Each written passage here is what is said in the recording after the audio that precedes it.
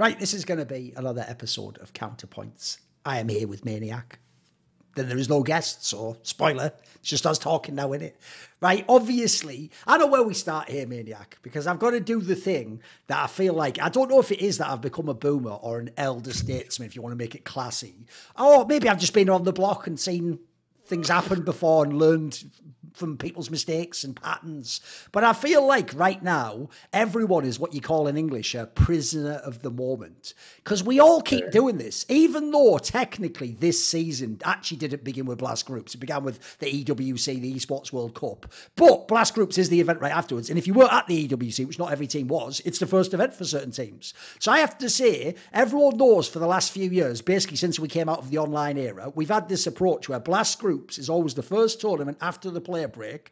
And as history has shown, the most notable example ever being when somehow Evil Geniuses did beat Heroic when they were the number one team in the world. And then the joke is, I think Evil Geniuses lost the next 9 LAN series and maybe won against nobodies, and that was it. And so it was probably the most fraudulent result ever in the history of Counter-Strike is the joke. Essentially, I think that's an extreme example, but I have to say, guys, please think back to past seasons when they begin after the player break, and you can watch we're all doing it, we all watch these Blast Group stages. Haven't we learned by now, it's probably I'm not going to say it's worthless data, Maniac, but it's not super indicative of how good the teams are, for example. Because I feel like everyone, every time, overreacts to these groups. And remember, it's also only groups, Maniac. I don't understand if it was groups, and then the finals already was just part of one event like ESL does, and it was right, we do these groups, then next week, though, it's the playoffs.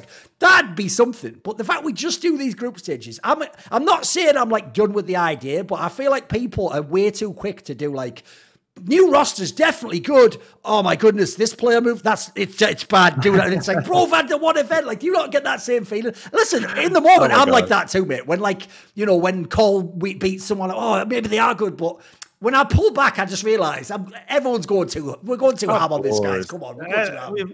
They've been deprived. They've been deprived of Counter-Strike for a long time. It was just Esports World Cup, right? That's the only thing after the summer break. So now everyone is looking for reasons to be hyped or reasons to be absolutely outraged. So I get it. I don't react like that. I've been used to this structure for quite a while. Good. And now I just have a differential approach depending on what team is playing, right? I think maybe new teams have longer teeth and they have something more to prove. Yes. Then you have the most established teams who are pretty much using it to get back into the rhythm. But let's be clear, nobody wants to end up with a showdown. I think no matter if this is just a group stage or what, I think teams still want to pretty much punch the ticket for the fall final, avoid that whole online crap that they have to play, which everyone is super adamant about. It's a problem in the calendar. So I still think teams have some stakes at it when they're playing the basketball groups. But yeah, let's not be outraged, guys. It's just ease into the new season, nice and slow. Exactly. Because here's the thing, Maniac. You can hear the voice I'm doing now. Obviously, this has been really messy, hasn't it? These results are really dirty. It's not the clean Counter-Strike I'm used to seeing, which is convenient, I would say that, because we have a sponsor for this episode called Mando at shopmando.com. They're using the code POINTS, POINTS. Obviously, this is Counterpoints. So as the prepared canned material says, but I'll do my version of it. What's the most valuable thing in the world? Now, the obvious answer to that is Carrigan eventually winning more majors than Glaive and proving he's the greatest of all time, and everyone having a shot up at me being right. So essentially, I'll rephrase that. Thorin being right is the most important thing in the world. Oh my God. To Thorin, apparently. But do you know what the second most valuable thing in the world is? It's time, Maniac. See? Ooh, because time is what we exist in. It's what we do. There's a limited amount. It's finite. If there really were 30 hours in the day, couldn't we all get everything done? I mean, some would just say Thorin would just tweet 6 more hours worth of garbage about all the players that you all like. So maybe some of you wouldn't want more time. But the point is, managing and worrying about body order, by the way, something I really hope people in Counter-Strike do listen to. It's not even a meme. I was like that too when I was 18 too. Let's be real, probably 28. Managing and worrying up body odor, it used to take up a lot of my time. I was paranoid about smelling, especially around midday. It was all extremely time consuming. That's not even totally accurate, but it is a vibe. I get people do have that experience. I was probably actually a bit too weird. I didn't care back then, but I did learn later. If I could go back, that's one thing I would change. So here's the key thing. With Mando, they can help you out in that regard. Because what's interesting is Mando actually also has quite an interesting approach where, because it's aluminium free and doesn't have a lot of things and does not advertise itself as an antiperspirant, it actually has a different mechanism. It doesn't cover up body odor after the fact with heavy fragrance, which is the usual approach. It stops odor at the source by blocking the bacteria on your skin from eating your sweat, which apparently is how body odor is caused. So what does this mean? It means Mando is clinically proven to control odor for up to 72 hours. So give yourself this precious gift of time, because there currently isn't a sponsor that can give Carrigan 4 or 5 majors. So we'll sell for time and some body odor thing. Give yourself the precious gift of time and get yourself some Mando whole body deodorant. They have a special offer, as you can see on the screen here. New customers get $5 off Mando's best-selling starter pack with code POINT, POINTS, at shopmando.com. I've actually used this one. I've used like the soap one. What I actually like about it is it's not like an overpowering fragrance. It's quite a neutral smell to me. Also, the feel of the bar, I actually like. It feels a little bit more like an old school soap as opposed to what you think of with like a gel or something like that. I kind of like that feeling where you do the rub, but it's not some crazy lather. It's like a nice little one, you know, it doesn't feel too horrible. And also, I think it smells quite good too. They have Impressive. all sorts of other things like it's aluminium free, it is baking soda free, it's cruelty free, it's dye free, it's vegan. As I said, it's clinically proven to control body odor better than shower with soap alone. Apparently, this is just a quick thing there. Apparently, there's a thing called a Grundle odor level, which is somewhere they like evaluate symmetric for what odor amount is. Apparently, 12 hours after a shower, the average man's Grundle odor level was at a 5 out of 10, and then people who used Mando, it was at a 0 out of 10. So it effectively done exactly what you would want it to do to remove the body odor. So luckily, I have a discount code to help you get started with my favourite smelling whole body deodorant on the market, and that is new customers get $5 off a starter pack with our exclusive code, which is POINTS, POINTS, which is worth about 40% off the starter pack, by the way, at shopmando.com. So shopmando.com. Thank you to Mando. Now then, let's get into the rest of the episode. So there's obviously right now, as we actually are filming this episode, Blast Groups is actually winding up. But again, as I pointed out at the beginning of the episode, that isn't the be-all, end-all. Like, well, it's not like because we didn't see the last game, it's like, oh no, the whole narrative changes. Hopefully it doesn't. That's what I would hope. But I do think, as usual, it's not valueless. Like there's obviously like certain things about individual form or some aspects that we can start to think about the new lineup. So what we thought we'd do on this episode is, obviously next week is IM Cologne, which is one of the big prestige events of the year. It's basically going to be like the third biggest event of the year so far. With the major, it will be top 4 events. So it's going to be one of those big events you anchor in the year. Everyone, by the way, one thing I love about those events is why I even said this should be a factor for whether you're a prestige event or not, is look, the AWC had a lot of prize money, and I'm sure in future years, because if you notice, guys, they did the same thing in League of Legends. They obviously kept a quite simple, smaller format because they didn't want to make it super complicated. It's the first official EWC. What they want to do is, I imagine it'll be in future years, they'll go to like a Cologne-style massive group stage, you know, all that stuff. So basically, to me, the thing that makes those prestige events is, we all know they are, essentially. So nobody ever is doing that excuse, bro, when they go to Cologne of like, I was just sort of like experimenting. You know, I'm trying to peak later in the major. It's like, no, everyone wants to win Katowice, Cologne, the majors. Those are the events. So what we'll do is let's take some narratives around teams, but obviously we'll look towards Cologne. We'll do some of the teams that are going to be at Cologne. So we can use some things maybe that we saw at EWC or Blast. So you pick one first, Maniac. Who's a team right now that you're thinking about? They're on your brain. You're projecting forwards and wanting to see something that might happen. Some things repeat. Who are you thinking about at the moment? Okay, so let's do the pluses. Let's do the positives for now, because there's a bunch of teams that obviously I worry about a little bit for Cologne. But let's talk about Spirit. Right, let's talk about Spirit for a second. Sure. I watched them at EWC. I wasn't exactly sure what to make of the loss against G2. I think they pretty much like everybody else got completely taken by surprise by G2's play style, the playbook that we didn't really know what to expect from a Nico that is kind of playing his exceptional Counter-Strike once again. And I still believe, even though they lost in the quarterfinal at EWC, I still think Spirit will be an extreme contender for winning Cologne overall. After all, they won the last big stage event, right? That was London. They raised a trophy over here. So I still have Spirit extremely high up. And as you said, they're playing the Blast right now, and it hasn't exactly been the easiest of time. They lost one map to Complexity.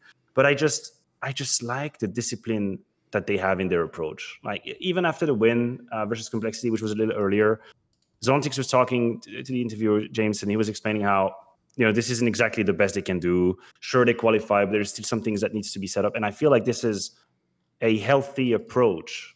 Like no one is looking to peak in Copenhagen right now. Like that doesn't serve a purpose unless you're like a new team and then you're chasing a tournament because you have to have that berth. You have to have these kind of reps under your belt. No one is trying to peak there. People are trying to peak in Cologne.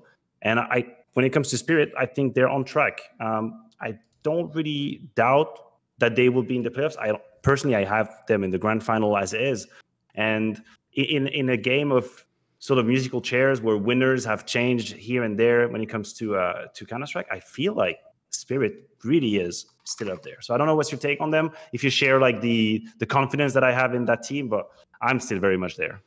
No, actually, to me, Team Spirit are the weirdest evaluated team by fans. Like, I feel like too many fans wanted off the roller coaster after the major. Like the fans went like this, like they themselves were hyping it because it was like, can this team really be as good as they look? Are they really this insane? Is Donk really all that? Then Quiquerez came. Obviously, if anything, they exceeded all possible expectations. I still think in history, that's one of those events where someone should probably make a documentary about that in like 5 years, because like that could be incredible if you think about like all the context. And I'm sure all the teams behind the scenes were like, yeah, they'll be good. I bet even the top teams all thought they were. I mean, in fact, if anyone saw that clip from the Carrigan footage where he basically even says on the comms in the final, like something like, let's not let this fucking 17-year-old win against us or something, like everyone would have thought they would have fallen, but they didn't, right? But then the joke is they did fall at the major, funnily enough, in almost exactly the same fashion that we all thought would happen in Katowice. So after that, the problem was, I think everyone right after that major wishes, like there was obviously Chengdu, that there would be an event right after, but that Spirit had been at. And so we could have known, was it like the one-off at the major? Maybe they just like the pressure got to, by the way, they still almost beat FaZe. I will always remind people of that. Absolutely. They still absolutely could have won that and won the major. Who knows? So they had that. I even point out they actually beat NAVI in this tournament. If people don't remember, in that Swiss system. So they even had essentially all on the cards to potentially do it. And obviously, no one had ever seen them play Vitality. A mixture of that, and then the fact that when they came back, they not only didn't do Chengdu, they skipped Pro League, and then when they finally came to events again, look, they did the dreaded Sin Maniac of didn't win the event. They still were really good, but they didn't win the event. And then obviously people know as we went through the year, eventually, oh my goodness, Donk even had a bad series. So like, I think all of this combined made this weird storyline where even as you say, they actually ended the season with the win, guys. I mean, before that, they were like a top 4 team. Then they made the finals and won the last of it. Somehow, I do think people looked at that and they were sort of like, who cares? And they were kind of just out on Spirit already. And then we come back now, as you say, I think actually they probably need to win EWC. They didn't. And then at Blast, look, I still think they were good. Like there's another thing about group stages. I don't care how close a game is in the group stage as long as the better team wins. In my opinion, the only thing group stages are for if you're a favourite is survival. You're just trying to get out.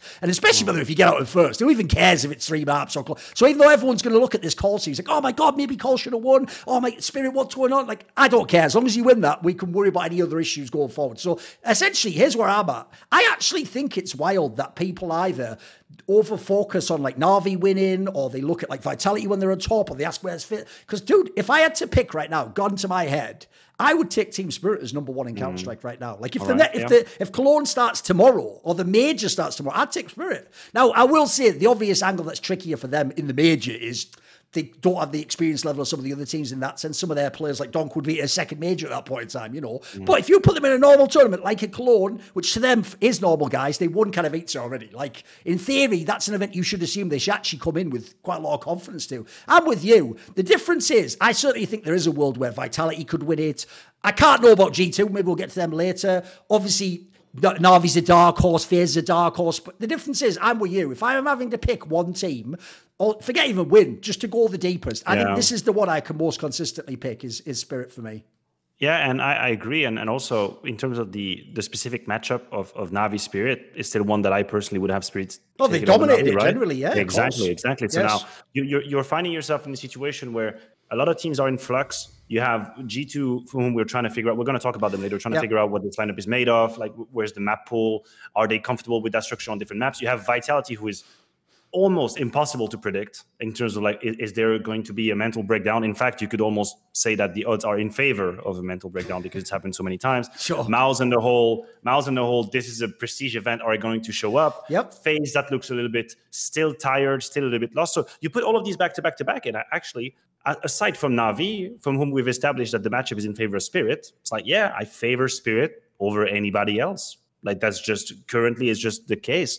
And what is even more interesting, and I think it's something that is very underrated about them, is that when we had this incredible start at the beginning of the year with the Katowice run, historical run, as you mentioned, probably worth making hours and hours of content, you could always technically hide behind, like, this is a one time.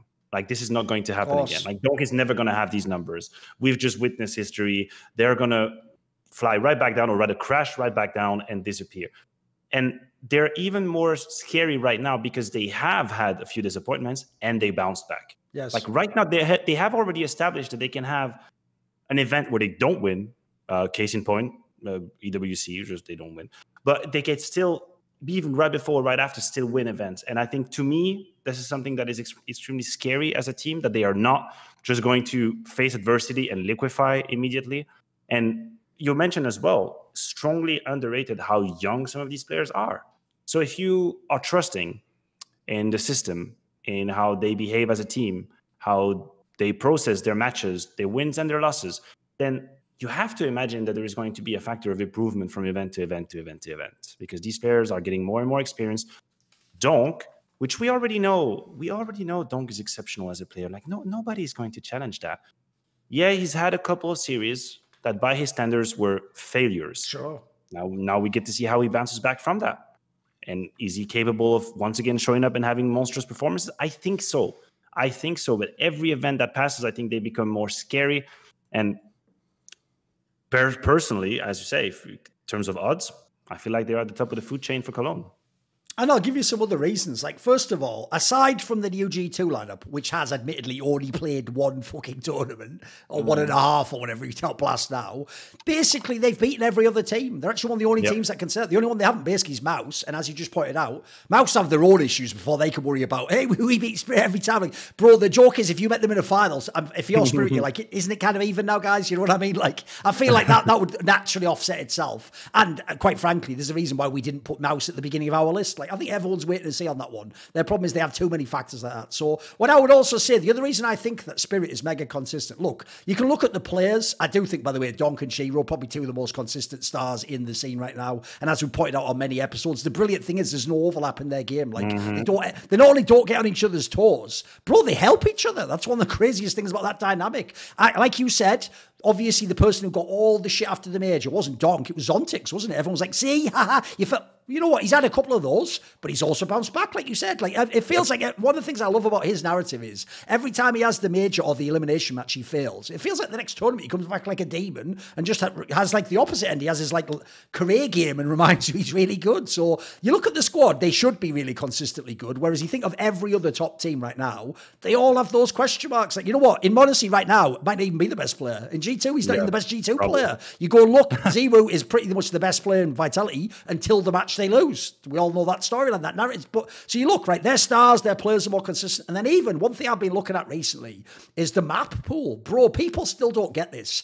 When they had their breakout at Katowice, because the only map they lost was one game of like Anubis to fucking Navi, if you remember. It was that one where Wonderful had like the 1v4 clutch or whatever. It was still really close. Yes, yeah, because they only lost that one map in the whole tournament. Obviously, anytime you go undefeated, your map stats just get ridiculous. It's like what used to happen back in the day to Tai Lu in China. You couldn't actually know as a researcher like who's good because he had like 90% win rate on every map. So you're like, well, obviously that's not real. Like that just means actually sometimes you're even just fragging people. You can't be actually that. But all I'll say is this, Maniac, right? I looked on the HLTV site. I did the thing where I did this lineup because if you remember the original Blast groups at the beginning of the year, they couldn't use like Zontix and someone else. Yeah, they had like two different players. They had the Quartz and someone else. So I put it just for this lineup in 2024. So still fairly relevant, like 6 or 7 months basically. Bro, their map win rates are mental. Like this is how strong this team is, guys. As in, before I explain this, think in your brain, every time you've seen them lose, it's like ZWoo failures. If they're not happening loads and we're just highlighting the big ones. Every time we're talking, it's the one time they failed. Like they only failed like 3 or 4 times, basically. So listen to these fucking win rates, right? So on Ancient, they have an 80% win rate. On Nuke, they have a 91% win rate. On Anubis, they have an 88% win rate. On Dust 2, the brand new map, they have a 75% win rate. On Vertigo, the map they barely play and were forced into in that game against FaZe and just lost... not that long ago, I think to Mouse, they have a 57% win rate on that. Mirage is one they play a lot, but it's sort of dropped off a bit. Oh, they've only got a 53%. So, by the way, on a coin flip map, they still win most of the time. And then, obviously, they do not play... what's the one map they don't play? Inferno. Yeah. Inferno's their permaban. They don't have a play that. Right, guys, every single map has a over 50% win rate. And as I said, like 4 of them are like 75% plus. Yeah, like, that is impossible, because here's why, Maniac. Here's why this team is going to be so impossible to beat. Because when I watched the game they played today against Col, where they absolutely pulled that game out of the fucking fire, when Col really did have it won about 5 times over. Bro, I went and looked. Holy shit, dude, this year they are 11-1 on Nuke, and the one loss was a fucking OT loss where JL went like 40 kills plus 21 in the Swiss system of the major. That's the one Nuke loss. Here's why this is going to be scary, Maniac.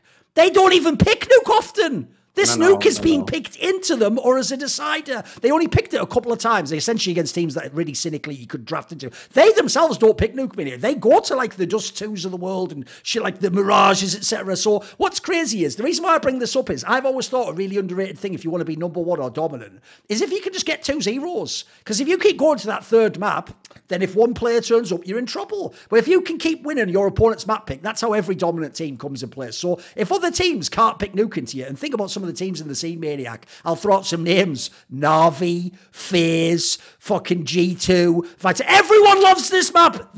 Astra, every fucking top team they're going to play loves nuke. So you can see there's so many analytical reasons as to why this team, basically, if they can overcome nerves, experience, they could actually just be number 1. I'm still kind of hyped for Spirit, mate. Yeah, I'm right there with you. And I also think they really truly benefited from Vertigo being so deeply changed, because I think it bought them time.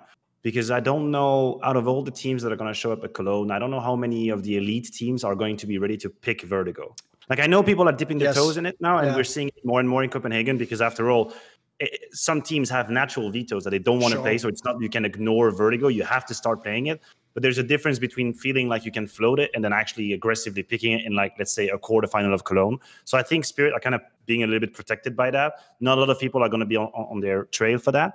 The Mirage one is one where I do think there is a little bit of a way in. Like, you brought up the numbers for the whole year. The last 3 months, actually 28%. Granted, they lose to the best. Yes, like, they lose to the best. It's not like clown teams that take them down on Mirage. You're talking about Maus, Vitality twice, Navi, and G2.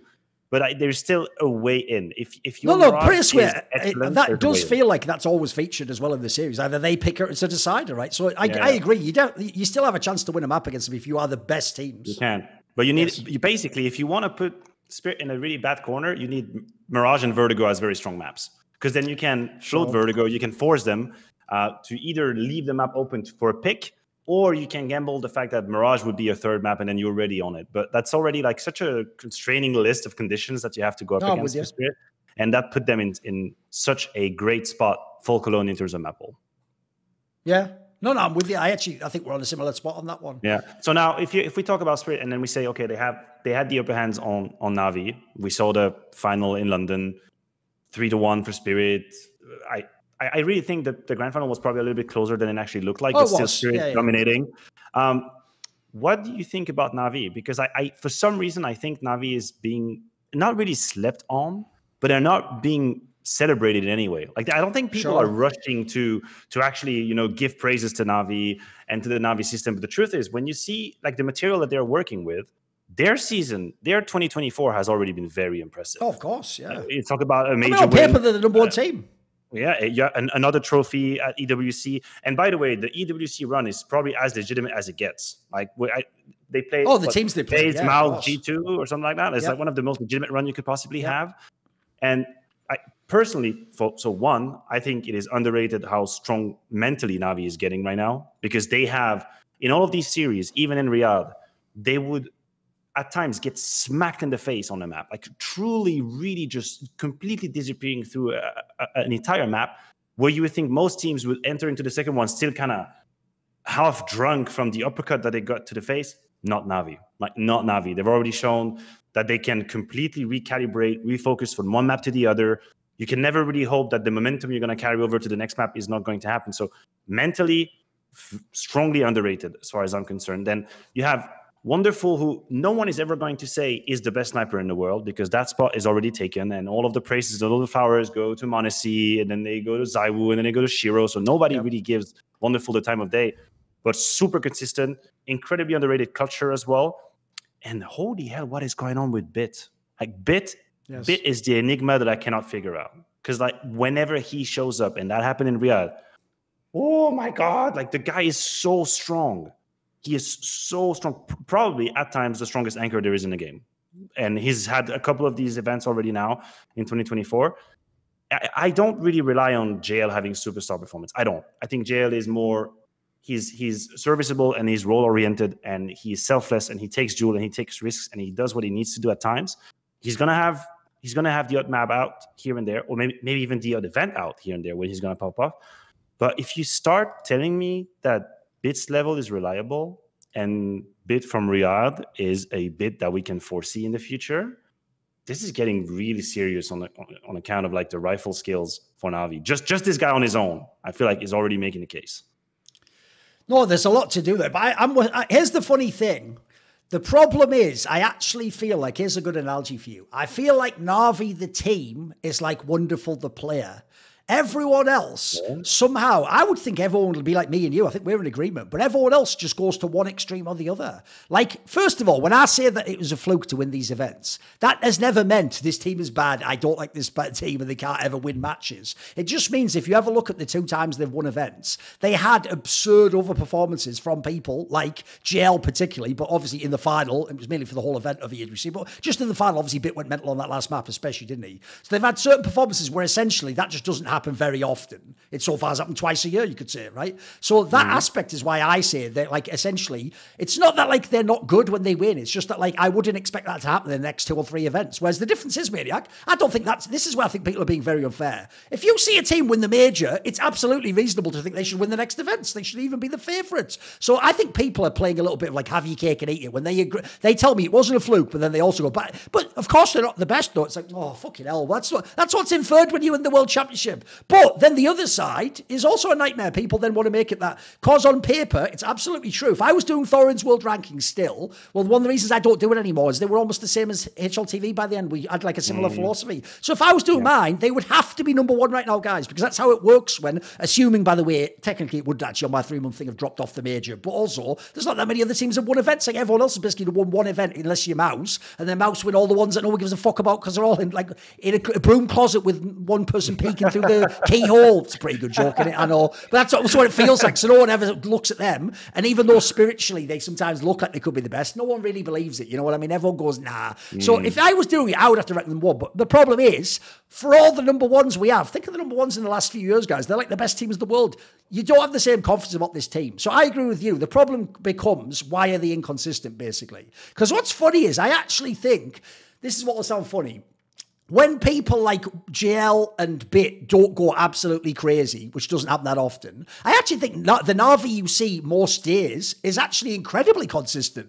In fact, actually, I think one of their problems, which is why they lose a lot of times in quarters and semis, is they actually look, because they play that blade style, like they're somewhat predictable. By the way, that's not even a diss. Some of the greatest teams of all time are like that tactically. So to me, there's 2 Navis. There's the Navi that's just quite consistent, and I think they rely massively on one Wonderful is the star of the team. Like, I'm with you. People actually, because he's not Monesi, they've started treating him like he's a fucking, like, they act like he's just in some, like, they act like he's head trick. There's my analogy for you. Like, he's not even that good. It's like, first of all, he's really good. Like, if we're doing Orpans, he's probably like 3rd or 4th on the fucking list, guys. Like, he's right up there. He's just not Monesi, and crucially, he doesn't have the Monesi aura and the extra added star pack of doing it right. He's just, like I always say, for me, he's the player who's on the brink of superstar and star. He's like a star, clearly, but is he a true superstar? Like, no one would really draft him outside of this team. So what they rely on is, you have to rely on Wonderful, which is why I agree with you. I think he ends up underrated, actually, because the difference is, he has to be there every game. The games where he isn't, everyone points it out, like Zimu style, but like, bro, the difference is, people like JLB, they can have 2 events off now because of what they did. Wonderful will get the criticism if he doesn't carry every map. And then beyond that, I think it's Blade and Alexi B who are doing all this amazing work. They do the playbook, they do the calls, they always have the prep, it looks like. They even draft well. But it is sweet. I think Blade is fantastic at Vito. So I think this is one of my points I'm going to make, though. This is why they can't be the other version of Navi, which is the one that wins the events and looks fucking amazing. And by the way, you won't believe this if you're a fan, but I love watching that NAVI. Spoiler, if that NAVI was here every event, I wouldn't say they were a fluke. I'd be saying this is one of the greatest teams to ever play Counter-Strike. Blade is a genius. Wow, he's going to win 4 majors without any fucking top 5 players. That would be fucking sick, wouldn't it? But you notice I don't do that angle. I don't do the Carrigan angle that I'm able to do with FaZe Clan, where they don't have the superstars, but they win the events and they go to the finals, right? So one of the reasons why, and I think it's quite logical, is, as I just said, I think Blade has always been very good and very shrewd at vetoing and doing the draft phase. But if you look with NAVI, bro, they are one of the teams with the least amount of surprise factors in the veto. And that has to be for a logical reason if you think about who Blade is. It implies they're just not that good on the other maps and they're not going to gamble. So they become also predictable in the veto. And this is where I don't think, essentially, I'm going to double down, Maniac. They won't continue to win many big events. They might win the odd event, like let's say 1 out of every 5, if things go well, like people pop up. Because the other factor is the map pool, bro. Like if you look at their map pool, right, the big maps that they need if they want to win, and I'm not talking like, the odd seed. If they want to win consistently, they need to be really good on Mirage. They are really good on it. They love that map. Nuke, that's a go-to for them. The problem with Nuke is everyone plays it. And then the third one, obviously, it's what won them their 2 titles, was Inferno, right? Right, there's a couple of problems here, guys. You know the Inferno games they've played? They were only in the finals of the 2 events they've won. Yeah, they don't play Inferno aside from that. So that even shows me right there, they don't even have one of the main maps that's got them there. Guys, I don't make them veto this. They choose not to opt into that map. And by the way, I'll tell you right now, think of any great team in the last 2 years of CS. Anyone who actually thinks they're amazing at Inferno picks Inferno. You don't leave it till the 3rd map. That's like a compromise. That's like, look, if we both don't second veto, and I guess it's possible, then I guess I'll play that. Like, they're not doing that out of confidence. So I don't think they really, like a fan would hope, Maniac. Like, the old thing back in the day when if you lost a small land, they'd go, they're just saving strats for the major. I know. They didn't really, Maniac, win the Copenhagen major, then go, this Inferno technology is the world's not ready. Put it away in the vault until the time it is necessary. And then they put it away. And then what happened is they got to EWC all those months later, Maniac. And then they were like, oh God, this G2 team's kind of scary, isn't it? Is it time, Master? What do you mean, wonderful? Bring out the Inferno. Oh, they didn't really do that, right? What obviously happened is they just opted into it and they happened to win. And what's the reason why they all won that Inferno? Because you all remember, the same as the major bit was like fucking unbeatable. Like on that particular map, on T-side specifically, bro, his office is just that fucking apartments area. He wins every duel there. By the way, if you see the peaks he is taking out of that fucking the window of the apartment onto the balcony, those are all the angles where the CT kills you if you peek there. They normally, they're all lasered onto that area. Normally he just owns people. He's getting headshot after headshot after headshot. His timing's a mega. So the problem there is you have to believe Bit's going to be awesome like this. I will say, after going back, so recently I've been watching a bunch of Bit POVs to try and get into this topic. I will say the one thing with him is this. It's funny that everyone brags about his aim and his headshot percentage, because I actually think even though he's very skilled, he's one of those weird players where he has insane aim, but he's not getting that many kills with it usually. But if you watch his style when he plays like Anchor, bro, he is incredibly smart, though. That's what's changed about his game. But remember, before the story went, it was electronic and simple. Bro, neither of them are there now. They're not in the service, so it can't be them. And we know Blade can't talk except the timeout, so I don't believe, I'm sorry, guys. LXCB, I can tell you, is not calling these rotations. This guy, not only when his aim is off can he out-duel anyone, but bro, some of his actual movements are really impressive. Like, his timings when to do a flank or when to, like, creep in behind when space is created elsewhere. Some of the moves are really clever. So I think you combine that with when his aim pops off, which is not that often, but when it happens, it can look sick. In fact, I'll even give you the analogy of who he reminds me of. It's a perfect timing if you just watch Blast. He actually reminds me in terms of his skills of the player Rez in an IP. Because, bro, when they're on their game, they both have insane fucking skills. They're really actually mechanically powerful players. But you notice they're actually quite inconsistent as to how often they have massive lands. Like, because both of them, as far as I know, don't have superstar egos, Maniac. They're not the guys who go, hey, the premise here is if you look at the skill set of Bit, if he actually had the ego of, like, Simple, bro, you'd go to LXCB and Blade and go, listen, this Anchor shit's cool and that, but give me him as spots. I'll carry the fucking game, like, give me his spots and we'll dominate. So, first of all, the Bit one, I just feel like the style of play and the strengths, they're not going to be having insane pop-offs at this.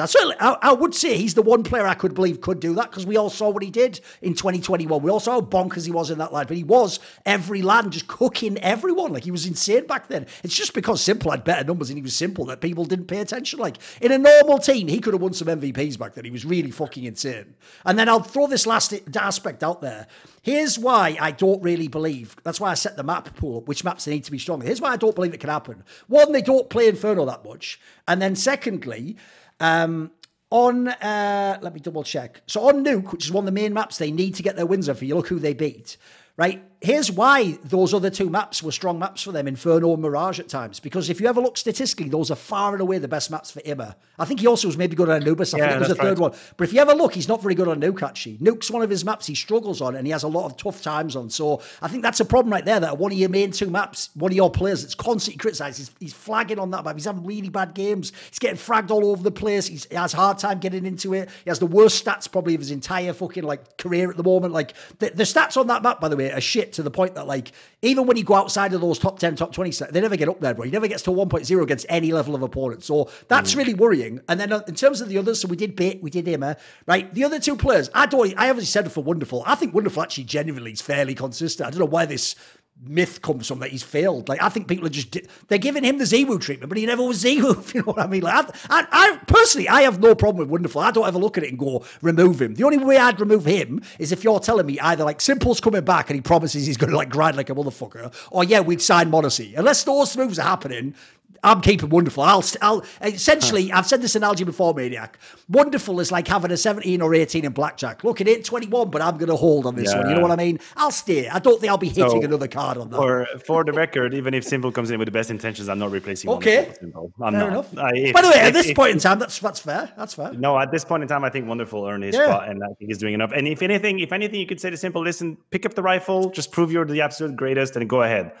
Find a new role. He even himself opened that door when he was talking about CS2. So that's what it'd be. And then the last thing, I've just got one last thing to say, which is on the GL topic. I have the same. I actually think, by the way, in history, despite all the memes and the jokes and all the shit on Twitter, in history, I will go down. I've actually fucking nailed it with GL again. If you go back to last year, bro, I actually can say I said this on shows last year. If you go back to Snake and Banter and Hot Take Point Made, etc., last year when they made this lineup with Wonderful, before they ever had the win at the major, I said about GL back then, I nailed it. I said he clearly isn't actually a star player. You wouldn't put him in all the spots and give him all the resources. In fact, in this team, it doesn't look like they give him, even though he's like a lurker, he doesn't get insane lurk positions like Robs or whatever, He plays as part of the team. But the key thing is, he is the definition of a big game player. Now, people get confused because they think every star should be big. No. What's cool is, this is why I always give the analogy to Rain. You know from their roles they're not meant to be the star, but you all know that they will give you the odd game that you shouldn't sort of get from that player. And in his case, he can do it for a tournament sometimes. So you see again, every time they dominate, it needs this guy to go crazy. He has to have mega biggest performances of the year. So it's not that he's a bad player. It's just that is not going to happen all the time. I would just say it this way. If everyone wants to hype JL, again, like I said about the examples of if we were doing a draft, if we took all the players in the top 50 now and we start today and we do it like a cynical draft, so the first pick is I pick Monacy, and then you pick Ziwu, then I pick Donk, and then you pick Anoshiro, you know what I mean? We do it like that. We go down, right? Bro, even though everyone's telling us now GL's the shit, I think we'd get quite a few names deep before one of us picks GL. That's not hating. But are we going to get 20 names in or something, or 15 in or something? We get quite a few in, right? I'm with you. I'm with you. I agree. I just think it's one of these players where if you lazily just look at the stats, you probably miss a big part of the picture of what's happening in games. Oh, sure. I personally, I reviewed the grand final of EWC on stream, and I even did a in-depth analysis of Monacy's position and his roles. And there are a few entries that JL gets that literally just wins the round. And at the end of the day, on the stats page, it's just +1, right? And then you get traded, and that's it. But the truth is, some of these kills actually really do decide what's happening.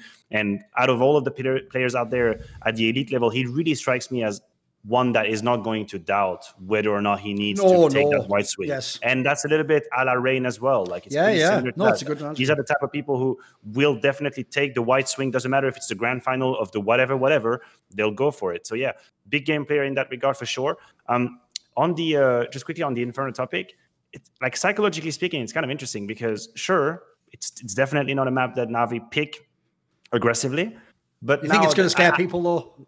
I do wonder. I wonder how teams are going to behave when it comes to the Navi's Inferno, right? Because now the sample size is small, but the truth is, every time people have actually allowed it to go on a third map, and it's in the grand final, then Navi just absolutely shafted them, destroyed them. So you start to wonder, okay, do you as a team really actually feel like you're going to pick Inferno into Navi? Because if you don't, then that's already like one step towards Blade's veto, because he knows, okay, we don't really want to play Inferno, but nobody's going to challenge us on it. Our track record is clean enough that we're going to scare the people who are on the fence, and only really the expert, like the people who are considering themselves expert and are absolutely airtight on Inferno will challenge us. So that kind of takes that away, gives them a bit more freedom.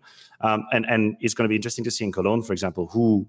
I mean, you could also argue, right, Maniac, in theory, it doesn't actually infer they have to play it. You could just hope people second veto it against you. Yeah, exactly. Right? Yeah, exactly. And that gives you some rain for the second veto wave, and then you make sure that you get a better third map than you would if you had to remove Inferno, and you can kind of play the trickle-down game. And just to close, like, on Bit, and like the cerebral aspect of his gameplay, which is not really talked about too much. People like, just talk about him, like I say. The headshot machine and all. We're going to have to keep an eye on it long term and see if that trend actually really holds true. But I really do think that if he is that of a cerebral anchor, and if he is really capable of analyzing what's happening and making the right decisions, I really think like the jump to international must have messed him up massively. Because I can tell you as an anchor, there's going to be plenty of moments where you have to assume and you have to figure out on your own what your next move is based on what you're hearing. And your leader is not going to talk to you. Alexib is not going to say, hey, we're going to retake Banana on Inferno. So by the way, Bit, I just want you to know you have to be careful right now because you're going to be alone for 15 seconds. So be mindful. No one tells you that. Like as an anchor, you deduct, like you have to infer what your next best move is based on what you're hearing, based on your teammates' decisions, based on the information they're giving you. So if we agree that maybe for Bit that transition was a little bit complicated, you can imagine how you would get to the wrong conclusions. Like you maybe missed information. You're not exactly sure what your teammate is doing. Suddenly there's a bit of chaos. People are talking over each other. He loses track of what's happening. So if now his level keeps on rising and his consistency really prevails, then you can start really making the case that, yeah, he's getting more comfortable within the team speak, within the communication atmosphere. He knows what's going on. He makes the best decision. And if that really holds true, then I think it really gives legs to that narrative of him being way more cerebral than what we actually think. My one problem really on the NAVI topic is this. I know what's funny is I'm pretty sure fans probably just assume it's something weird, like I'm a Simple fan and I want Simple to play, so if I hate on NAVI, maybe they'll sign Simple. It's not even like that. Like, by the way, even if you told me we're going to kick Immer, but we're not getting Simple, I would still take the deal, mate, and here's why. This is one of those areas where, even though, like I said, he has a couple of maps, if you go and look at Mirage and Inferno, these are maps that he definitely plays well on. Not big sample size on Inferno, obviously, but Mirage is their best map, and that's a map that Immer plays well on. The problem I have is this. I don't really buy that argument, which people will always make for him, especially because they've won events, which is he must be doing like extra secret shit that like you don't notice on the scoreboard, and it's like nuance, and you've got to like really like break down the demo, or maybe get the voice comms and you'd see what he was. I just don't really buy it, Maniac. Like I actually do think still he has performances where he looks a bit lost, where he definitely doesn't look like he himself's confident, where he's just missing. And by the way, he definitely has spots he just gets farmed on, in my opinion, on CT side. Like, so I do think the problem I have is he's actually the only person I would kick still. Because if you look at the rest of the team, I actually think Bit and Wonderful have fairly consistent games in terms of what they do. And by the way, look like, as we've talked about here, they look like they're the dream player for Alexi B and Blade. It looks like they're going to, like you said about Jill, the guy's a soldier. He's not going, but I don't think I should go in here because Duncan, he just runs in and tries to kill him, which, by the way, for good or for ill, I want my entry to play like that, of course. Also, in clutches, this guy never got the memo that you're supposed to lose to Monacy and fucking Shiro in a clutch. He thinks he's supposed to just win them all. Yeah. You know what? I want one or two guys like that. I want a couple of guys like that, you know. So my problem is this, and obviously Alexi B, I'll just throw this out there. I think Alexi B has been fucking unbelievable since the player break. Like, definitely. It feels like every T-side, he's just getting mad amounts of rounds off, whether they win pistol or not. Like, this guy just wins gun rounds. Like, I think if you go and watch that EWC, he just won that final. I think he was the person that won that final, even though they had some players overperform frags-wise. Mate, some of those T-sides were masterpieces. They were fucking incredible. So I actually do like NAVI. People don't get this. It's just my problem is, I don't think like their A game turns up that often. And their B and their C game is like, look, it's good enough to be like 4th or 5th in the world. It's not bad. They're definitely not bombs. And I will say, it's not like they're getting grouped and shit like that. They're going out like 11th or something. No, they have a really high score. But like I was saying before, if we do what I just did with Spirit earlier in the episode, Maniac, of like essentially gone to my head, like if I do gun to my head, bro, there's not. I'd go through quite a few teams before I get to NAVI. I wouldn't have them in my top 3 if I have to say, win the next major, gun to your head, you die if you're wrong. Like, I don't know if I want to risk my life on GL having the right four. I don't know if I want to risk my life on, do they get the right maps for Immer? Do people know if Infernal is good or not? These are scary things. If I've got a gun to my head, Maniac, it's all fun and games now. It's just a tweet to my head, a gun to my head. I'm a bit more cynical, you know. Yeah, but you know, the fact is, there's only 2 teams that have won multiple events. I mean, we're not talking about Mouse and whatever description you gave of events, which made me crack, by the way. But it's only Navi and Spirit, like, who've actually had repeated wins in stages and all. So it's kind of funny that we're still not ready to give them Mouse, but just on the smaller events. Yeah, true. You know, exactly. I mean, Mouse is definitely up there. But now another team that I said we were going to talk about positives, but one that is really starting to worry me is FaZe.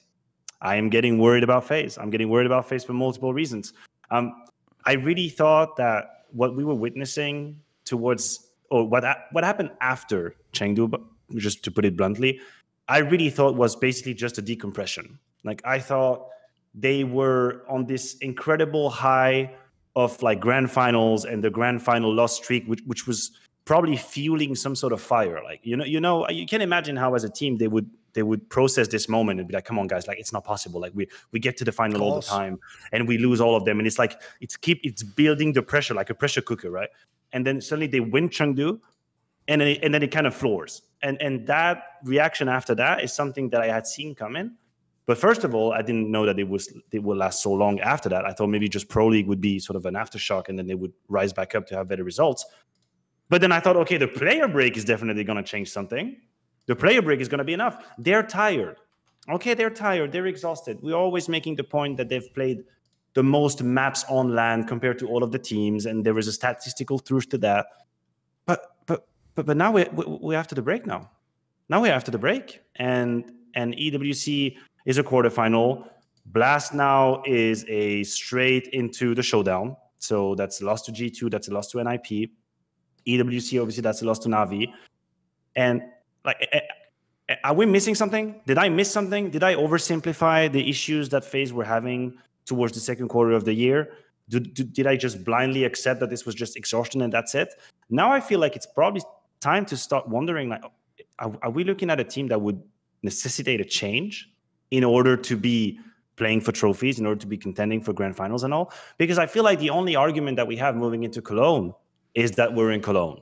I feel like this is the last stronghold. If you're a FaZe fan and you're trying to find a narrative as to why they are going to be the favorites, then your last leg is to say, well, this is the most important event just behind the major. Yep. So be ready because they're going to pop off massively. This is going to be it. This is where they play their best Counter-Strike and everyone is giving 120%. Now, I'm not saying this narrative is wrong, but I got to say that I don't have that many others left in the drawer if that one isn't true. So that doesn't make me comfortable. Like, again, gun to my head, that doesn't make me comfortable to tell you that, yeah, of course, FaZe is going to go to the grand final. I don't feel like that right now. No, I'm with you. I mean, the problem is, this is where, like, it'll sound like I'm giving an excuse first, but I'm not, because I'm going to qualify it. So I will say, aside from actually the most recent loss to NIP, all the losses are to the other top teams. Like, it's the NAVI or Vitality or G2, which are obviously, in theory, the keyword theory, it's fine to lose to them, right? Except it's only fine to lose them in isolation. Once it becomes a pattern that you just, at the moment they lose to all these teams, that's my problem is, because if you look where they are right now, what's funny is, Maniac, if people look at the whole year, they're going to say FaZe has become really inconsistent. No. What are you talking about? You just have to divide it up into 2 portions. If you have up to IM Chengdu, FaZe is incredibly consistent. They make the final every time, and only like people playing is the key thing. It's not just top teams. You have to play like 10 out of 10 CS to beat them. But Vitality did it. Spirit did it. They actually, even Navi did it. These teams did like play their absolute best game of the year and they beat them as a team. The problem is this. Now they're really consistent again, but it's that they just make like quarters and just get eliminated by anyone good. Anyone good. And at the moment, by the way, they even get like slightly, it's like convincing. They're not getting blown out in all these games. No, but like the way they lose, they're not making it as close as you would think if you want to do, like you were saying, classic FaZe narratives. You know, they always get going in the big, they're the clutchest team, the hardest team to beat. Those narratives have gone now. They're not. They're not actually the team. It's like you say, basically the one last copium is, oh, but on Cologne, when everyone else is shitting themselves for the Lanxess, they will rise again.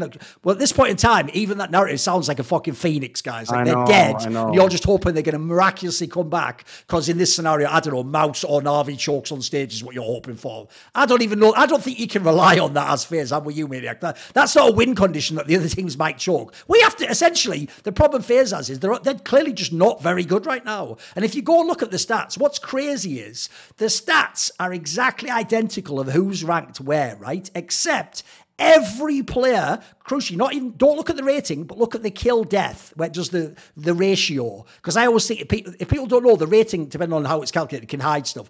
The actual like ratio has gone way down there. Everyone's dropped off like a significant amount. Yeah, everyone. But they've lost so many games. In the last 3 months, they've lost more maps than they've won. They have lost more maps than they won in the last 3 months. Yep. So that in itself is kind of a damning statement. Well, there's another problem. Same scenario as what I did with Navi. Bro, if you go to the map pool of FaZe, it also makes perfect sense because, bro, are they the best in the world on even one map? The answer's no. They're not, but here's what's wild. They're still pretty consistent across the maps. No, they put again, a lot of work on Ancient, but that's kind of it, right? Only really there you go. So my problem is, if you think of all the teams out there, this is the difference, Maniac. If you give me Spirit and I look at the Veto, right, they're going to win Nuke. If you give me Navi, well, right now I know they'll win Mirage. If you give me, I don't know, Vitality, you know what? Vitality might even win like a Vertigo or something. You know, there's all these maps that I can take these teams to win.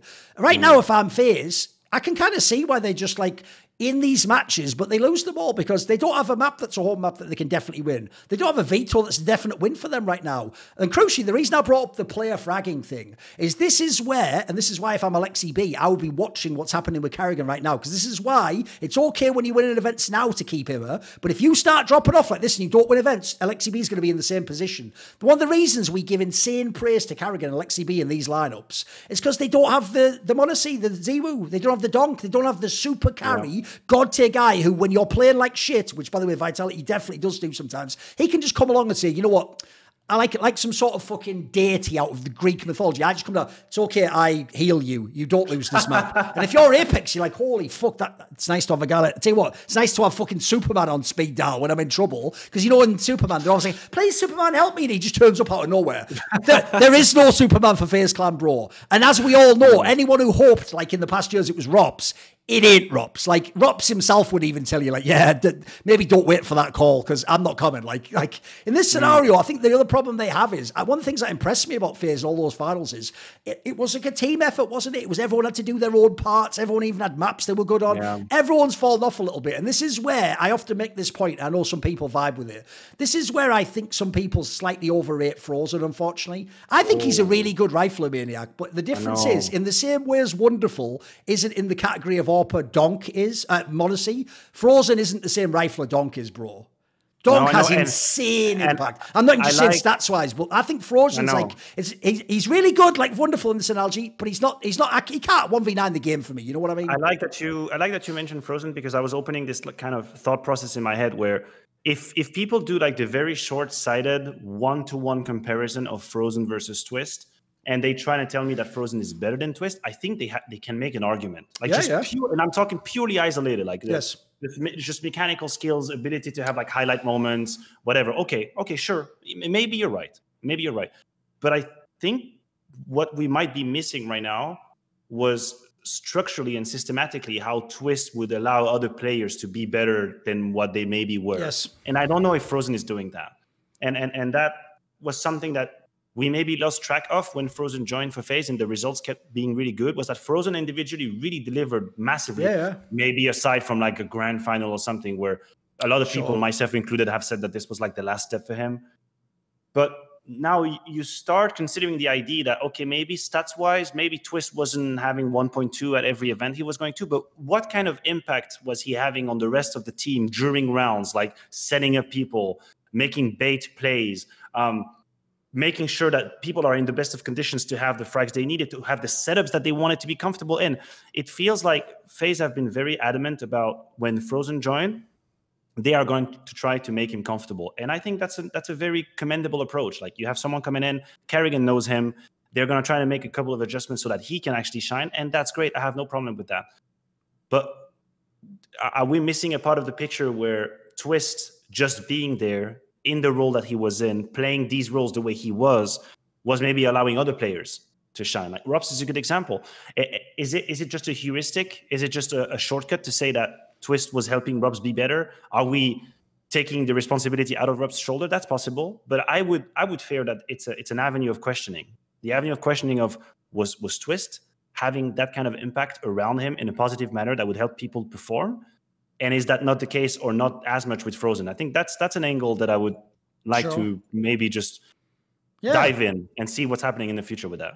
No, because one thing I would say is, I know what you mean. Like, people who were already stats watchers, by the way, or just see that FaZe went back to being in all the finals, whereas obviously with Twists, like they'd had that slump in 2023 where they were like they are now in NAVI. They were just like a quarterfinals team and they wouldn't go further. The eye test for a fan, I mean the stats test rather, would be like, well, of course he's better. He's just an upgrade. This is way better. Like now they can win again because they won those tournaments at the beginning of CS2.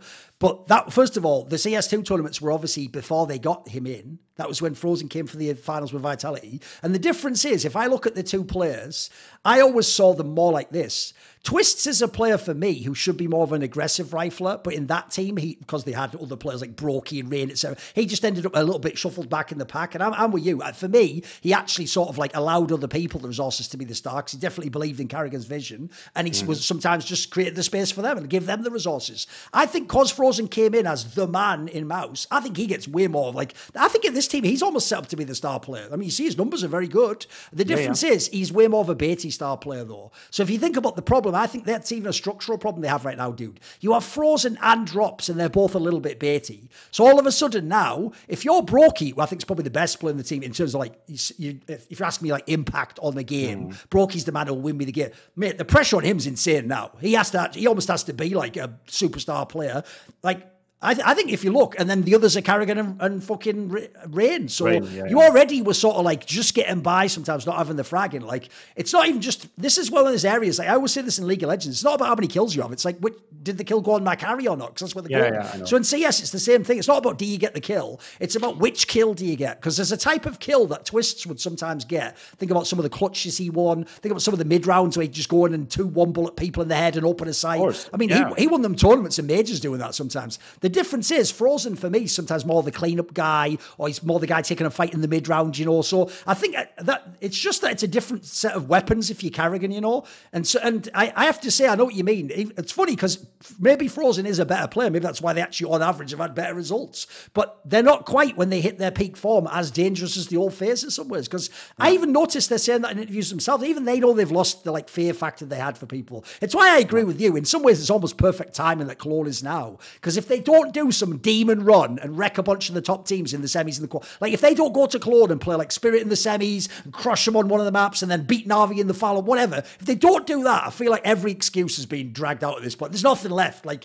we just have to accept they're not very good right now. And unless something functionally changes, which I will say, unlike other teams, they will probably get a lot more time because people believe like maybe Carrigan can make a role swap. Maybe you swap some position. Hey, let's get together, guys. Let's figure it out. I think people will give them more time. But I have to agree with you. When you consider that everything now should be heading towards, it's Cologne and then it's the major if you're Carrigan, right?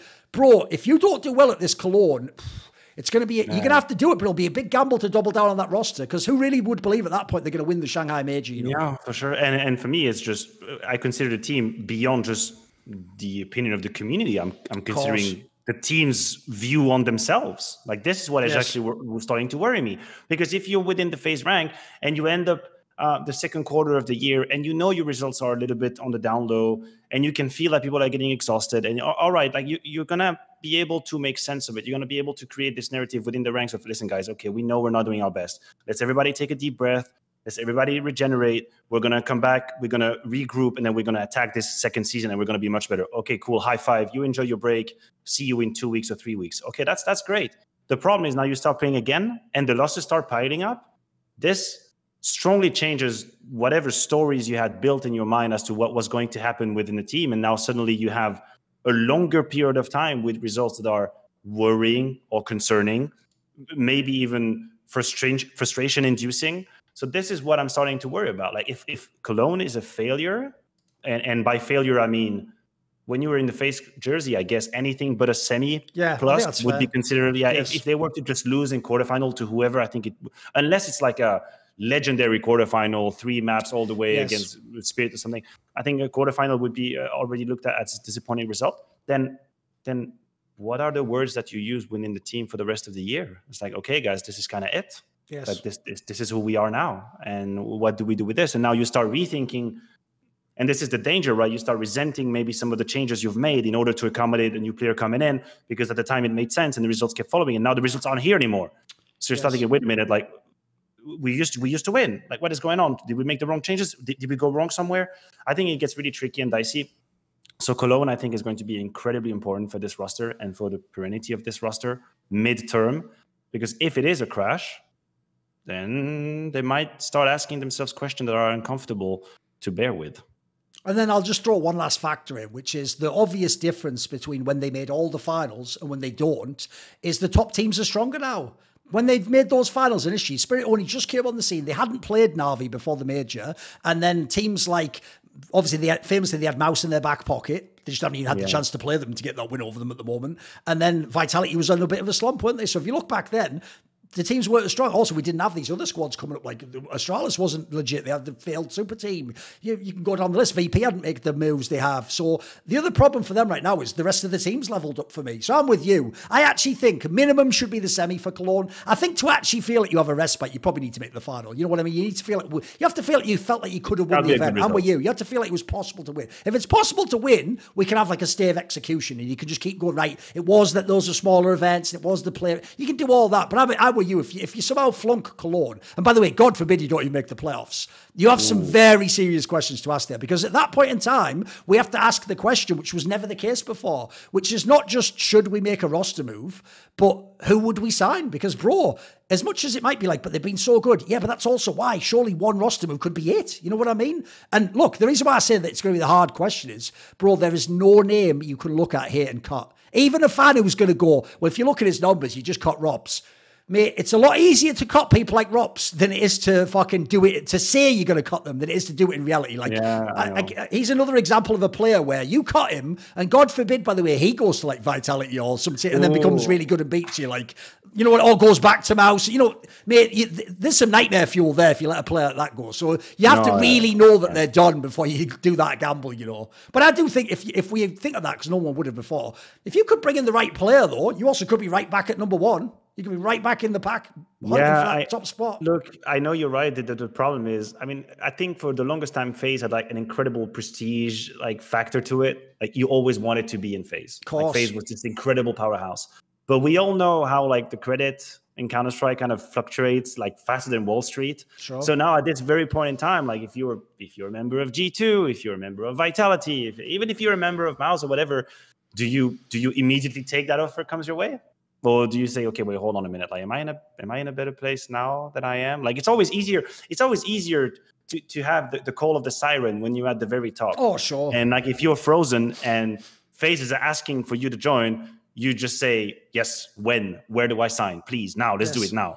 But if you ask the same question 6 months later, which we have established is a bit of a harder moment, then maybe someone stops and say, well, hold on a minute now. This, like, are you guys okay? Like, is this team in a good place? Like, what kind of family am I sort of buying into right here? Like, what kind of vibe is going on? I wouldn't know how easy it would be for them to now snatch what would be considered an elite player. Like, you could always try and find your luck into a new or a player that is in lower tier, which would obviously take the call because there would be no reason not to do it. But if you're going to try and snatch like an elite player, I don't know how easy that would be. Well, this is where, again, we're putting the hypothetical speculation hat on here. This is where what you need to do is this, right? There is a player out there who I think's amazing, and I think he would be fire in this team. I think they win loads of them. But he's got an obvious problem, I know, from knowing him over the years. And it's obviously a leash on complexity. But the problem is this, Maniac. The problem is, as far as I know, he doesn't want to live in Europe full time. He wants to live at home still and just come for the event. So basically, the reason why I say it, it's not as simple as just getting him, because on paper, it's perfect, right? Obviously, Cole's not as good as FaZe. He might even get a salary bump up. You get to win all. By the way, you even just saw Twist bloody do it. By the way, I can tell you, I know people like NAF started thinking about that move after they saw Twist go and do it. They were like, wait a minute, why am I just sticking with this team? I don't have to. I could probably go to any. In fact, maybe even I could go to a Vitality or a fucking FaZe clan. So I know they've all thought about it, but the problem is, if he wants to stay in NA, what you have to do is you have to make a really intelligent pitch. What you do is this. The pitch isn't the normal pitch of join FaZe full time. This is your career from now on. You're going to be all hit. No, you just tell him, look, it's just a 1 year contract. And you know what? If you don't like it after 6 months, we'll find a way to let you go. So but I tell you what, if we win in that 1 year, you can take 1 year in Europe and then win. And then you know what? If you want, like Twists, go back after that. Go back to Liquid. Go back to any team you want, mate. But I'd sell it like that. I'd sell it sort of like this is the one window in history. And by the way, if you do it right, here's where you do it. You don't just have that call like me or Neo. So that call comes from Carrigan, bro. Because I'll tell you what, Maniac, I agree with you. If someone says, would you join FaZe now when you're on Mouse? Probably not, because if anything, why don't I beat FaZe, win the major, and then sign for like god tier money? You know, why don't I do it that way if I'm going to do it? But I'll tell you what, if I see that number on the old phone, in this scenario, it'd be Discord call, you know, pop up. If I see that Carrigan's face, and then Carrigan goes, bro, I need you. Oh, mate.